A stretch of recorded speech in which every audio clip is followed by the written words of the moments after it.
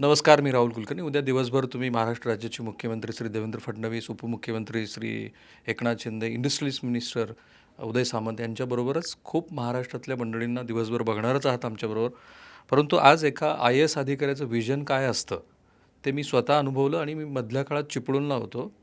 खूप कमी वेळेला असं होतं की उद्योग जगतामध्ये एखाद्या अधिकाऱ्याबद्दल फार पॉझिटिव्ह बोलतात. आत्ता ते माझ्याबरोबर आहेत म्हणून मी सांगत नाही तुम्हाला, पण परवा मी 6-7 दिवस तुम्ही मला बघितलंच आहे कोकणाचा दौरा करत असताना. तेव्हा मी जे प्रायोरिटीनं इंडस्ट्रीजला भेटत असतो, जी मोठी सिरीजच आमची तुम्ही बघताय, ह्या अधिकाऱ्यांच्याबद्दल जे MIDCचे सेक्रेटरी आहेत, इतकं पॉझिटिव्ह लोकांनी पहिल्यांदा बोललं. पण काही कन्स्ट्रेंट आहेत लोकांचे. पण आता तुमचं जे पॉवरफुल मी प्रेझेंटेशन बघितलं, त्यात एक महत्त्वाची मला गोष्ट अशी वाटली की हे रिअलायझेशन आहे की महाराष्ट्राला काही शहरांबरोबर कॉम्पीट करायचं आहे आणि काही राज्यांबरोबर, पण still you are ready to face it. नाही, ये जो आता ग्लोबल कॅपॅसिटी सेंटरबद्दल आपण प्रेझेंटेशन दिलं, आपण ऐकलं पण असेल. आता ग्लोबल कॅपॅसिटी सेंटर भारत वर्ल्डमध्ये पहिल्या क्रमांकामध्ये आहे. सगळ्या ग्लोबल कॅपॅसिटी सेंटरमध्ये मोठ्या संख्येमध्ये आपला भारतामध्ये उपस्थित आहे. तरीसुद्धा आपला बाकी राज्याबरोबर आपला कॉम्पिटिशन पण आहे. हे वस्तुस्थिती आहे. तोपर्यंत हे वस्तुस्थिती आपण स्वीकारत नाही तर आपलं बाकी बरोबर चांगल्या पद्धतीने आपल्याला कॉम्पिटिशन करता येणार नाही. आता पॉलिटिकल लिडरशिप आहे. आता भारतामध्ये पंतप्रधानच्या आपला 2047मध्ये विकसित भारतच्या आपला नियोजन आहे आणि तसे आपला महाराष्ट्राचे 2030पर्यंत 1 ट्रिलियन करायचे आणि 2047मध्ये 5 ट्रिलियन ओनली फ्रॉम महाराष्ट्र ते प्राप्त करून द्यायचे. हे सगळं आपला पॉलिसी शासनचे आहे. त्या पॉलिसीप्रमाणे आपण करण्यासाठी काय काय आपल्याला विकास करावा लागेल, काय काय डायरेक्शन आहे आपल्याला चालवायला लागेल. यामध्ये ग्लोबल कॅपॅसिटी सेंटर पण औद्योगिक क्षेत्रामध्ये महत्त्वाचे कॉम्पोनंट आहे. आता मुंबई पुणेमध्ये चांगल्यारीत्या आपल्याकडे GCC उपलब्ध आहे आणि मुंबईला काही फायनान्शियल कॅपिटल असल्यामुळे फायनान्स संबंधित सगळं GCC बॉम्बेमध्ये उपस्थित आहे आणि IT संदर्भात ऑटोमोबाईल्स या संदर्भात टेक्निकल GCC पुणेमध्ये मोठ्या संख्येमध्ये उपस्थित आहे. पण आपण आता 1/2 ट्रिलियनमध्ये आहोत. आपल्याला आपला 5 ट्रिलियनपर्यंत जायचे. त्यामध्ये सर्व्हिस इंडस्ट्रीमध्ये 60% विकास तो सर्व्हिस सेंटर्समध्ये येणार आहे. सो त्यामध्ये त्या GCCमध्ये चांगल्यापणे आपण फायदा घेण्यासाठी आपल्या मुलांच्या काय शिक्षण होतं त्या सब्जेक्टमध्ये, म्हणजे इंजिनिअरिंग सब्जेक्ट आहे, STEM म्हणतो, सायन्स टेक्नॉलॉजी इंजिनिअरिंग सब्जेक्ट, त्या सब्जेक्टमध्ये शिक्षण होतं आहे का, त्यांचे स्किलिंग होतं आहे का, हे सगळं बघणं गरजेचं आहे. हे सगळ्या दृष्टी बघून तर मुख्यमंत्री फडणवीस साहेबांनी आम्हाला सांगितलं होतं सगळ्या अधिकाऱ्यांना. त्याप्रमाणे आता 2025मध्ये ग्लोबल कॅपॅसिटी सेंटरच्या संख्या वाढवण्यासाठी, त्यांना सपोर्ट करण्यासाठी पॉलिसी आपण करून तो प्रकाशित केलेला आहे. फाईन. पण जर ओव्हरव्ह्यू बघितला पण महाराष्ट्राचा आणि तुमचं सगळं प्रेझेंटेशन बघितलं, यू आर सो क्लिअर की कुठल्या दिशेला महाराष्ट्र जायला पाहिजे. एज हॉलिस्टिक महाराष्ट्र जर आपण बघितला तर these are the 5-10 positive points we are looking at and some constraint काय दिसतं तुम्हाला? सो हे आता आपल्याकडे पॉझिटिव्ह पॉईंट म्हणजे आपल्याकडे मी सांगितल्याप्रमाणे आपल्याकडे अर्बनायझेशन, शहरात राहणारे लोक खूप अधिक संख्येमध्ये 50%पेक्षा जास्त अर्बनाइज झालेले. आपल्याला शिकलेले लोक भरपूर जास्त आहे. 80% आपल्याला शिकलेले लोक आहे. तर 80%मध्ये सुद्धा हे इंजिनिअरिंग सब्जेक्ट वगैरे चांगला जो GCCसाठी लागतो आपल्याला, त्या क्वालिफिकेशन लोक भरपूर संख्येमध्ये आहे. बरोबर. आणि हे GCCसाठी तो मोठा कंपनी उपस्थित राहायला पाहिजे. लाईक आपलं फायनान्स घेतलं, फिनटेक घेतलं, ते त्यांच्या बँक हेडक्वार्टर सगळं आता BKCमध्ये आहे. म्हणून त्यांचे GCC इथे उपस्थित राहण्यासाठी सोपी पडतो पुण्यावर. आणि पुण्यामध्ये बदलत आता तुमचे Mercedes Benz आहे, बाकी मोठा मोठा ऑटो कंपनीज आहे, IT कंपनीज आहे, त्यांच्या सगळ्या कंपनीज इथे असल्यामुळे आणि त्यांच्या GCC इथे स्थापन करणं त्यांच्या पण इच्छा असतो. सो भरपूर फॅक्टर आहे, पॉझिटिव्ह आहे. काही फॅक्टर आहे आता त्याच्यानंतर पण सेशन तुम्ही ऐकलं असेल तर त्यामध्ये काही ट्रॅफिक कंजेशन एक मुद्दा म्हटलं, मेजर मुद्दा म्हटलं, आणि ते GCC कॅम्पसच्या बाहेर म्हणजे साफसफाई ठेवणं, सुविधा देणं, ते असा मुद्दा आहे. हे आपण आता लोकल प्रशासन दखल घेतला एक निश्चितपणे आपल्याला दूर करता येईल. हे सोपी गोष्टी आहे. आणि PMRDAमध्ये आता प्रत्येक वेळी आम्हाला ऐकावं भेटतो, not only PMC Pune corporation नाही, PCMC बाकी ठिकाणी सुद्धा आपण ऐकायला भेटतो ट्रॅफिक कंजेशन. तर आमच्या मोठा आता 2 इंडस्ट्री चाकण, तालेगाव, तिकडे पण जाणे येणे खूप वेळ लागतो. सो त्यामध्ये भरपूर एजन्सी आता काम करायला सुरुवात केलेलं आहे. PMRDA पण काम करायला सुरुवात केलेलं आहे. आता त्यामध्ये MSRDचे पण रिंग रोडचे काम करायला सुरुवात केलेलं आहे. विथिन इंडस्ट्रियलिस्ट तिकडे आम्ही पण काम सुरुवात केलेलं आहे. म्हणजे लोकांचा फीडबॅक घेऊन त्यामध्ये काम करायला सुरुवात केलं, ह्या सगळा प्रॉब्लेम 2-3 वर्षामध्ये दूर होऊन जातील. 2 वर्षामध्ये दूर होईल. मी राज्यसभेमध्ये फायनान्स मिनिस्टरनं दिलेलं एक उत्तर बघितलं आणि त्यांनी खूप नेहमीप्रमाणे महाराष्ट्र कसा प्रोग्रेस आहे वगैरे, तुमच्या प्रेझेंटेशनमध्ये सर्व्हिस सेक्टर, मॅन्युफॅक्चरिंग आणि ॲग्रिकल्चर असं दिसतं, बरोबर? तर तुमचा असं काही लेआउट प्लॅन आहे का की ह्या दृष्टीनं गव्हर्नमेंटच्या ह्या सपोर्टिव्ह तुमच्या ज्या सगळ्या पॉलिसीज बघितल्या, जवळपास 6-7 पॉलिसीज तुम्ही प्रेझेंटेशन दिलं आहे, तर हे किती वायबल होतं आहे आणि भविष्यात तुम्ही एक 20 वर्षानंतर 30 वर्षानंतर ह्या ज्या 3 कॉम्पोनंटचा मी उल्लेख केला तिथे कुठे पाहता महाराष्ट्राला? आता बघा, आता आपण मी सांगितलं आपला महाराष्ट्राच्या 1/2 ट्रिलियन इकॉनॉमी, आज सुद्धा आपल्याकडे सर्व्हिसेस आहे, सेवा पुरवतो ते 60% आहे आणि मॅन्युफॅक्चरिंगच्या 25% आहे, म्हणजे 20% आहे. बाकी ॲग्रिकल्चर कृषीच्या 10% आहे. ते असं आता कॉम्पोजिशन आहे. हे 1/2 ट्रिलियन 5 ट्रिलियन 2047 मध्ये होणार, म्हणजे 10 पट वाढणार आहे. तेव्हासुद्धा आपला सर्व्हिसेस 60% असणार आहे आणि मॅन्युफॅक्चरिंग 25% असणार आहे आणि कृषी 10% असणार आहे. सो हे आत्ता जो सर्व्हिसेससाठी आपल्याला जो लागतो त्यामध्ये 10 पट आपल्याला मनुष्यबळ लागणार आहे. आणि ते मनुष्यबळ कुठला असावा? ते इंजिनिअरिंग केलेला, सायन्स डिसिप्लिनच्या, मॅथमॅटिक्स केलेल्या लोकांच्या, स्टेम म्हणतो त्या बॅकग्राऊंडच्या असलं पाहिजे.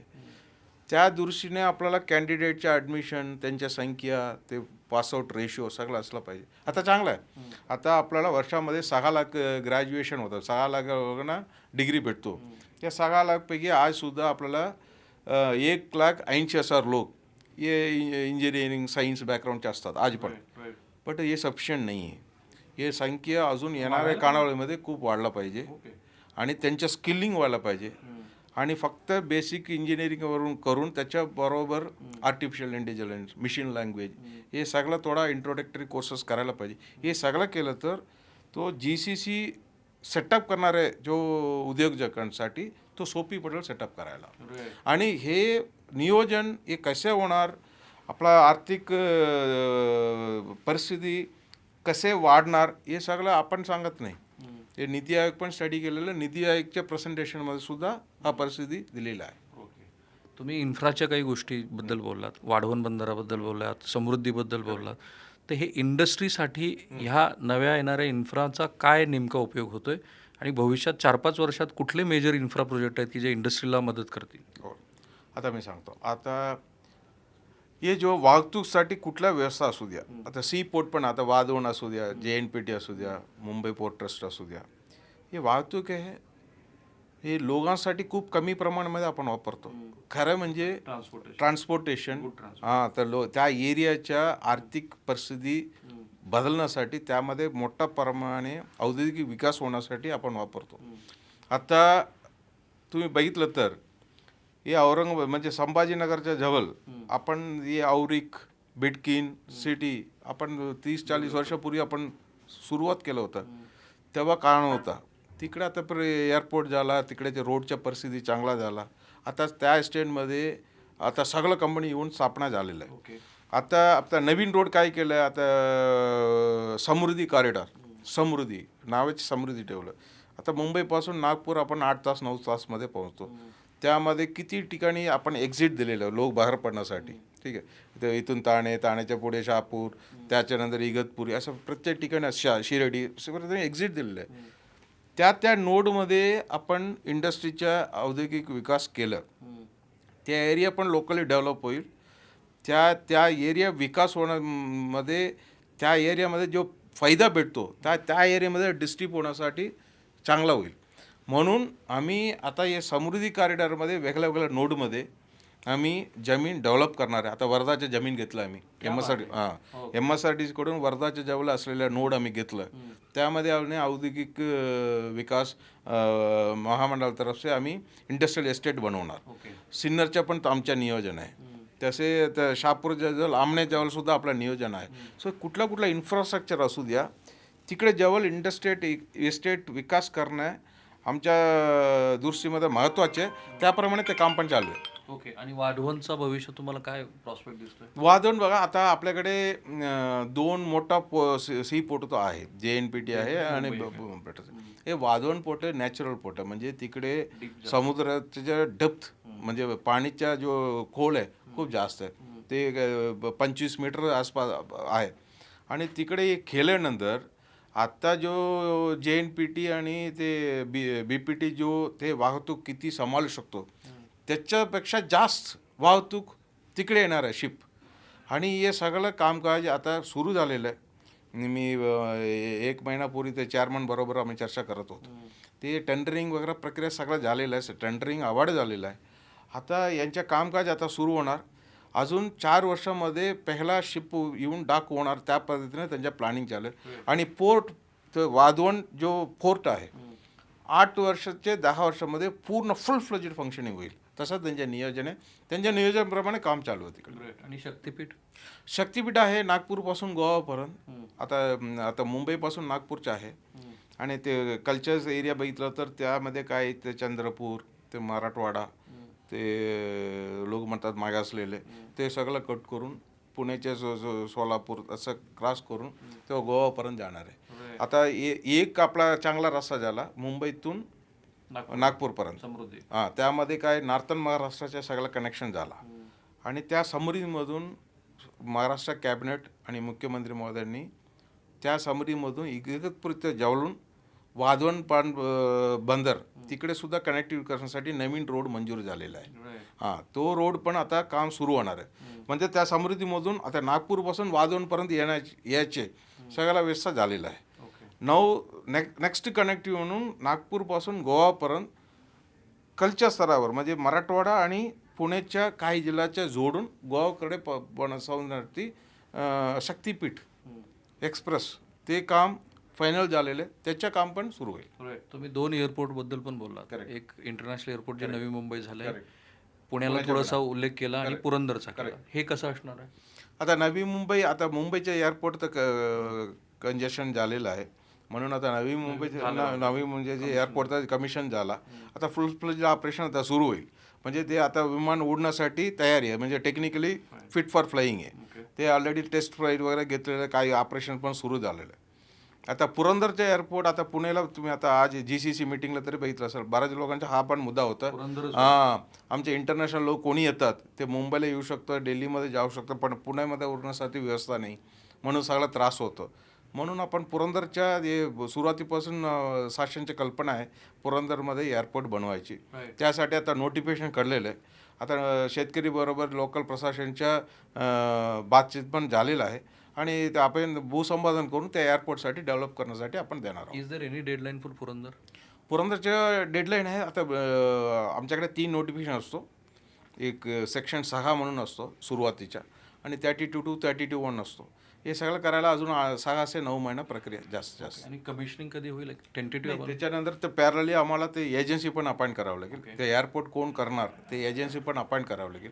सो हा एअरपोर्ट अपॉइंटमेंट करण्यापर्यंत प्रक्रिया हे 2 ते 2.5 वर्षापर्यंत जातं. एक कॉमन प्रेक्षकांना एक प्रश्न पडतो ज्याचा तुम्ही उल्लेख केला, JSDP आणि GDP, आणि त्याबरोबर आपला जो रेशिओ टू लोन किंवा आपण जे RBIच्या कन्स्टंटमध्ये ते अजूनही मर्यादित आहोत आपण, असं एक साधारण चित्र तुम्ही मांडलं. हे बरोबर आहे ना? बरोबर. आपण इंडियामध्ये, भारतामध्ये ते आपला GDP आणि लोन रेशिओ किती असावी म्हणजे केंद्र शासनाच्या तो गाईडलाईन्स आहे.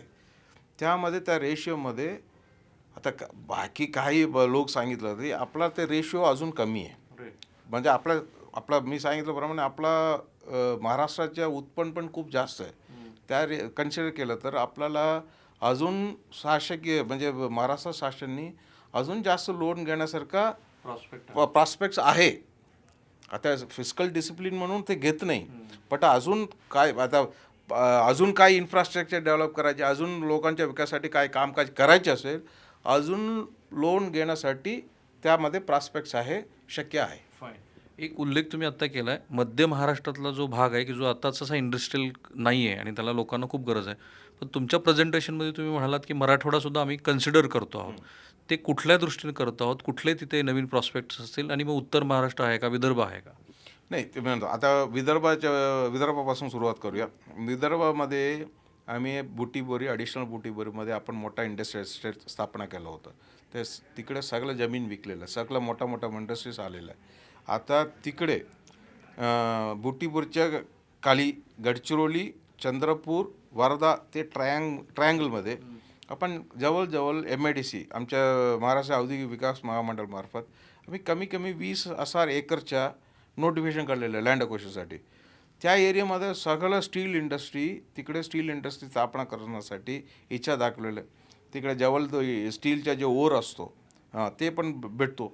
सो हे सगळं नोटिफिकेशन तिकडे अजून 3-4 वर्षामध्ये आता लाईट्स म्हणून कंपनी आहे, त्यांचं काम ऑलरेडी झालेलं आहे. JSWचं काम ॲडव्हान्समध्ये स्टेजमध्ये आहे. सो तिकडे अजून तुम्ही बघितलं तर अजून 3-4 वर्षामध्ये त्या एरिया भारताच्या स्टील कॅपिटल असं म्हणायला हरकत नाही, असं CM कंटिन्युअस सांगतात. त्यामध्ये स्ट्रॅटेजी काय आहे, ते सगळं विकास करून आता तिकडे ते गडचिरोलीमध्ये जो आतंकवादीचा हे असतो नक्षलाईटचा, तेच पण ऑलमोस्ट संपत आलेलं आहे. विकास पण होतो, एम्प्लॉयमेंट पण भेटतो, ते पण संपलं. म्हणजे त्याप्रमाणे स्ट्रॅटेजिकली ते केलेलं आहे विदर्भ. आणि आता मराठवाडामध्ये बघितलं तर आपला इंडस्ट्रियल सगळ्या ठिकाणी आहे. नांदेडला आहे, तुमच्या बीडमध्ये आहे, बाकी डिस्ट्रिक्टमध्ये जालनामध्ये आहे, बाकी सगळ्या डिस्ट्रिक्टमध्ये आपला इंडस्ट्रियल इस्टेट आहे. पण मराठवाड्याच्या विभागीय राजधानी म्हणजे संभाजीनगर आहे. संभाजीनगरमध्ये तर त्या एरियामध्ये मोठा इस्टेट आपण बनवलेला आहे. आता त्यामध्ये औरिक म्हणून बनवलेलं आहे, बिटकीमध्ये बनवलेलं आहे, शेंद्रामध्ये बनवलेलं आहे. ते तिकडे सगळं एरिया विकलेलं आहे, सगळं इंडस्ट्री स्थापना झालेलं आहे. आता तिकडे अजून 2,000 एकरचे आम्ही नोटिफिकेशन काढलेलं आहे. आरापूर म्हणून तिकडे जो आहे त्या एरियामध्ये आता 2,000 एकरच्या नोटिफिकेशन काढलेलं आहे. ते आम्ही ताब्यात घेऊन तिकडं पण आपला औद्योगिक विकास महामंडळामार्फत इंडस्ट्रियल इस्टेट आपण स्थापना करणार आहोत. काही मी आपले 2-3 शेवटचे प्रश्न आहेत. बऱ्याच उद्योगपतींचं असं म्हणणं असतं की MIDCमध्ये एक्झिस्टिंग जे प्लॉट आहेत ते रिकामे आहेत किंवा लोकांनी रेसिडेन्शियल झोन केलेत, पण आम्हाला ते मिळत नाहीत. तर आता हे तुम्हाला शक्य आहे का मला माहीत नाही, कारण हा खूप वर्षापासूनचा विषय आहे. कधी हा आलाय तुमच्या फायर फ्रंटवर? रेसिडेंटचा विषय नाही, ते आता एस्टेटमध्ये आता कुठे कुठे आपण औद्योगिक एस्टेट करतो आपण, त्यामध्ये रेसिडेन्शियल पर्पजसाठी काही एरिया अलाउड आहे. आता तुम्ही 100% सपोज 100 एकरचे एस्टेट बनवलं, त्यामध्ये अम्युनिटी म्हणून 20% आपल्याला ठेवावं लागतं आम्हाला. तर 20%मध्ये काही रेसिडेन्शियल अलाउड आहे, काही कमर्शियल अलाउड आहे. कारण तिकडे जे लोक काम करणारे लोक त्यांच्यासाठी राहायला पण सुविधा असला पाहिजे, त्यांच्या खरेदीसाठी वगैरे काही दुकान पण असलं पाहिजे. आणि त्यामध्ये आपण कॉलेजचं प्रोव्हिजन करतो, हॉस्पिटलचं प्रोव्हिजन करतो, फायर स्टेशनचं प्रोव्हिजन करतो, आणि ते पार्क वगैरे जो खेळण्यासाठी वगैरे पार्कसाठी व्यवस्था करतो. हे सगळं 20%मध्ये बसतो. ठीक आहे. आता काही लोकांचं म्हणणं आहे तर 20%च्या बद्दल कोणाचं काही ऑब्जेक्शन आहे, तर 80%मध्ये काही लोकांना प्लॉट वाटप केलं. ते सुरुवातीला चांगला चालत होतं त्यांच्या इंडस्ट्री, नंतर बंद पडलं. आता विषय आम्ही कधी घेतो, त्यांना परत ताब्यात घेतो. आम्ही जमीन अलॉट केलं, त्यांनी अजिबात काही केलं नाही, काही बांधकाम केलं नाही, काही इंडस्ट्री उभे केलं नाही, आम्ही त्यांच्याकडून जमीन परत घेतो. पण हा केसेस काय आहे, त्यांनी ऑलरेडी इंडस्ट्री स्थापना केलं, काही वर्ष चालवलं पण होतं, नंतर बंद पडलं. सॉरी. त्या केसेस मग काय करतो, तो लिगली कॉम्प्लिकेटेड, कारण त्यांनी पण इन्व्हेस्टमेंट करून बसलेलं आहे. तर बऱ्याच केसेस त्यांनी लोन घेतलं असेल तर तो NCLTकडे जातो, लोन घेतला नसेल पडण राहतो. आता या संदर्भात आम्ही आता पॉलिसी बनवतो, त्याने एक एक्झिट क्लास देता येईल का, कारण त्यांनी काय खूप खर्च करून त्यांनी स्थापना केलं, त्यांच्या चूक नाही, त्यांच्या इंडस्ट्री बंद झाला. त्यांना काय प्रमाणे पैसा वगैरे देऊन त्यांच्याकडून ते प्लॉट परत घेऊन कोणाला चालवायची त्यांना दुसऱ्यांना देता येईल, दुसऱ्यांना काही वेगळं इंडस्ट्री टाकायचं असेल त्यांना देता येईल. तसं एक एक्झिट क्लाससाठी आम्ही पॉलिसी तर बनवतो. आता हा विषय मुख्यमंत्र्यांना माहिती आहे म्हणून आणि कदाचित तो तुमच्यापर्यंत पण आला आहे. मी पण काही वेळेला मुख्यमंत्र्यांना हा प्रश्न विचारला आहे की चाकण एरिया असेल किंवा तळेगाव दाभाडे असेल, काही ठिकाणी लोकप्रतिनिधींचा पण त्रास आहे त्यांना. आणि तो इतका आहे की आता काल मला ते सांगायचं नाही, त्या कंपनीचं नाव, ते आंतरराष्ट्रीय कंपनी आहे, की हे जे वेस्टेड इंटरेस्ट आहेत ते तुमच्यापर्यंत कधी आलेत का? आणि त्या संदर्भात काय असं, कारण CM स्वतः म्हणाले की यांना गुन्हेच दाखल करून यांना जेलमध्ये टाका. नाही, आता काही एरियामध्ये, आता तुम्ही पुण्याच्या उदाहरण स्पेसिफिकली सांगितलं, चाकण तालेगावचं सांगितलं. चाकण तालेगाव, काही ठिकाणी रेगड, आपलं त्या काही ठिकाणी असा प्रॉब्लेम आमच्या कानात येतो. काय असतो तिकडे, लोक काही कंपनीना काही विषयासाठी तर कॉमन डिमांड काय असतो, आमच्या लोकांना नोकरीवर. पण ते कंपनी हायटेक कंपनी असेल, त्यामध्ये स्किल्ड काम होतो, म्हणजे काही लोकही करू शकतो, कोणाचं क्वालिफिकेशन आहे तेही करू शकतो असेल तर कंपनी त्यांना दुसऱ्या लोकांना एम्प्लॉयमेंट देऊ शकत नाही. हे आपण समजून घेतलं पाहिजे. हे शासनच्या निर्देशनावर 100% आहे. मुख्यमंत्री महोदयांना पण हा वस्तुस्थिती माहिती आहे. Even some are the politicians those even elected by people. आता त्यांच्या मागणी ठेवतात, तो बरोबर पद्धतीने ठेवतात, आता वेगळ्या पद्धतीने ठेवतात, तो उद्या सोडो. त्यांच्या मागणी ठेवतात. त्यांच्या मागणी काय असतो, ते आमच्या लोकांना नोकरीवर घ्या, यांना ठेवा, त्यांना ठेवा, ते असतो. पण त्यासाठी कुठेपर्यंत जाऊन ते कंपन्यांना प्रेशराईज करायची. कारण आता मी आता आज कॉन्फरन्सला पण सांगितलं, आपलं कॉम्पिटिशन आता आधीसारखं नाही. आपण आता भरपूर वेगळं अदर राज्याबरोबर कॉम्पिटिशनमध्ये आहोत. हे असं करत बसलं, आता अनावश्यक जास्त लोकांना प्रेशराईज केलं, दाबवलं, तर लोक सगळं ऐकून घेणार, नंतर ते काही वेगळे निर्णय घेतील. बरोबर ना. आता सो म्हणून मुख्यमंत्र्यांनी वारंवार सांगितलं, कोणी इंडस्ट्रीवाल्यांना काही त्रास द्यायचे नाही. आता ते इंडस्ट्री जो करू शकेल तो करणार, बाकी कोणी त्रास द्यायचे नाही. आणि असा त्रास दिला तर कडक कारवाई करण्यासाठी सगळं पोलीस कमिशनर, SP आणि लोकल अधिकारी लोकांना सगळ्यांना त्यांचे ओपन इन्स्ट्रक्शन आहे. आणि कधी कंपनी समोर येऊन सांगितलं यांच्यामुळे असं असं त्रास होतं, समोर येऊन सांगतात, त्यावेळी आम्ही पूर्णपणे त्यांच्या पाठिंबा असणार. ठीक आहे. कधी कधी काय असतो, आता लोकल लोक असल्यामुळे कंपनी पण ते जास्त चर्चामध्ये टाईम जातो त्यांच्या, म्हणजे ओपनली तक्रार करायला समोर येत नाही. त्या केसमध्ये आम्हाला जास्त पुश करता येत नाही. पण कधी कंपनी आमच्या समोर आला, आम्ही 100%, 200% त्यांच्या पाठिंबा उभा राहणार. कोणी लोकप्रतिनिधीची काही नावं वगैरे आली तुमच्याकडे कधी?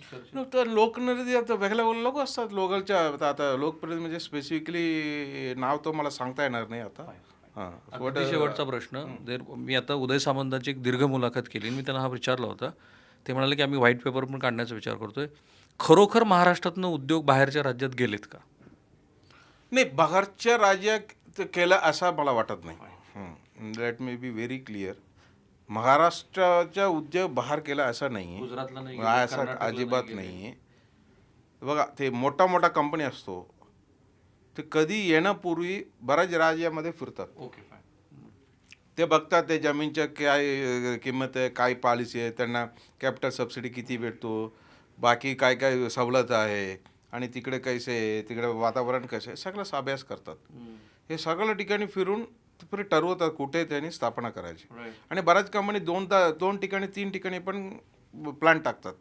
आता काही मोठा कंपनी आहे, आता हुंडाई कार कंपनी आहे, त्यांनी चेन्नईला प्लांट टाकला. आता पुण्याला तर 1000 एकरमध्ये करतो की नाही, बरोबर ना. ते त्यांच्या बिझनेस प्लॅनप्रमाणे ते करत असतात. आता टायोटा आहे, आपल्याकडे संभाजीनगरला 1000 एकरमध्ये आता प्लांट टाकतो. ठीक आहे, सगळं स्टडी करतात, येणार आहे. पण आल्यानंतर इथे त्यांच्या काहीतरी झाला म्हणून बाहेर सोडून गेला असा अडत नाही. आता सगळं स्टेट कॉम्पिटिशनमध्ये आहे, आपण पहिला क्रमांकावर आहोत. आता आपला जवळ गुजरात पण आहे, आपल्या जवळ तमिळनाडू पण आहे, ठीक आहे. आता तेलंगणा पण आता जोरदार त्यांचे प्रयत्न चालू आहे. आता सगळ्या स्टेटमध्ये इंडस्ट्री आपल्याकडे आणण्यासाठी प्रयत्न चालू आहे. सो हा म्हणून तुमच्या अगोदरचे प्रश्न महत्त्वाचे आहे. बाकी सगळ्या स्टेटमध्ये इंडस्ट्री त्यांच्याकडे आणण्यासाठी प्रयत्नशील आहे. तो आपण आपल्याकडे जो आहे इंडस्ट्री आपण सांभाळून घेतलं पाहिजे, त्यांना कुठला त्रास दिला नाही पाहिजे. My last question, what is your take on semiconductor and AI? Semiconductor काही नवीन टेक्नॉलॉजी नाही आहे, खूप जुनं टेक्नॉलॉजी आहे. पण आपण काही आता मागच्या 30 वर्षापासून सेमी कंडक्टर चालू आहे. आता तायवानला सुरुवात झाला, नेदरलँड्समध्ये आहे, आता मलेशिया पण पुढे गेलं. ठीक आहे. बाकी देशामध्ये ते टेक्नॉलॉजी खूप झालं. आता सेमी कंडक्टर आपल्याकडे आता मोठ्या प्रमाणे आपण सुरुवात केलेलं आहे. आपल्याला मोठ्या पद्धतीने सेमी कंडक्टर इंडस्ट्रीसाठी काय काय लागतो हे समजून घेऊन ते इंडस्ट्री आणण्यासाठी प्रयत्नशील आहोत. सेमी कंडक्टरमध्ये वेगळ्या वेगळ्या स्टेजेस आहे. काही छोटा चिप बनवण्याचे पण सेमी कंडक्टर आहे, तो वॅफर बनवायचे तो पण सेमी कंडक्टर आहे, त्याच्या अगोदरच्या ज्या वस्तू बनवायचे आता 7-8 स्टेजेस आहे. तर कुठल्या स्टेजमध्ये फोकस करायची हे सगळं करण्यासाठी जमीन चांगला लागतो, पाणी लागतो, एनर्जी लागतो.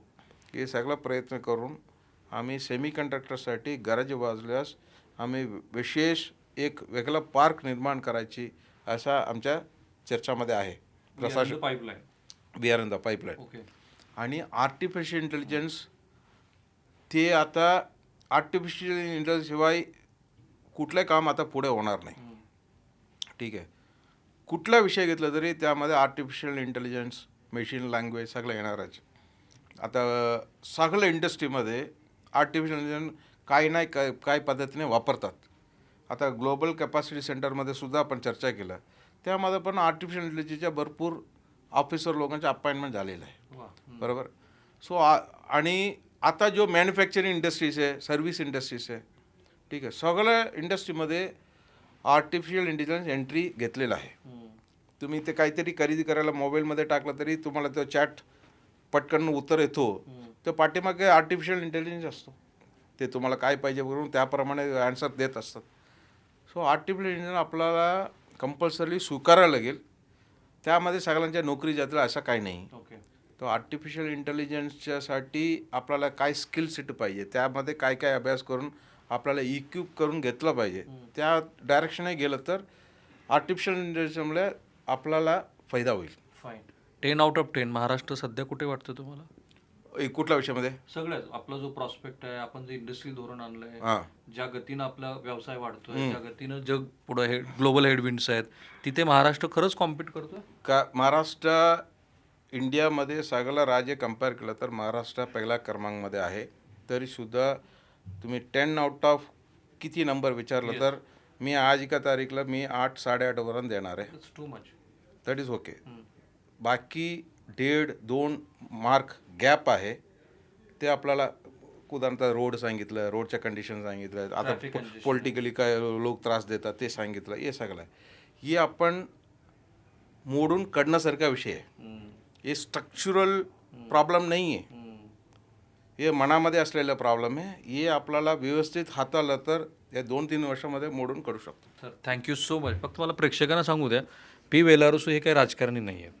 त्यांनी अगदी ऑनेस्ट त्यांचं मत दिलं आणि त्यांचं मी खरोखर कौतुक यासाठी केलं की एखाद्या माणसाच्या अप्रोक्ष कोणीतरी त्यांच्याबद्दल खूप चांगलं बोलतं आहे, हे खूप कमी वेळेला होतं. मी चिपळूणमधल्या इंडस्ट्रीजकडनं त्यांच्याबद्दलचे खूप सकारात्मक फीडबॅक्स ऐकले आणि त्यांच्यात आपल्याला रस एवढ्यासाठी की महाराष्ट्र प्रोग्रेसिव्ह असायला हवा, महाराष्ट्रात उद्योग यायला हवेत, त्यासाठी एक चांगली टीम तयार करणं आणि त्याच्या मदतीनं उद्योग महाराष्ट्रात वाढवणं हे महाराष्ट्रासाठी गरजेचं आहे. सरांनी जे सगळे सांगितलेत मुद्दे ते तुम्ही लोक जे महाराष्ट्राला अडथळे आणतायत त्यांनी ते लक्षात घ्यायला हवे. उद्या कुठेही जाऊ नका, NDTV पाहत राहा, कारण दिवसभर मुख्यमंत्री आणि उपमुख्यमंत्री आणि इंडस्ट्रीज मिनिस्टर असणार आहेत. Cameraman Niketan Mane, Rahul Kulkarni, NDTV Marathi, Pune.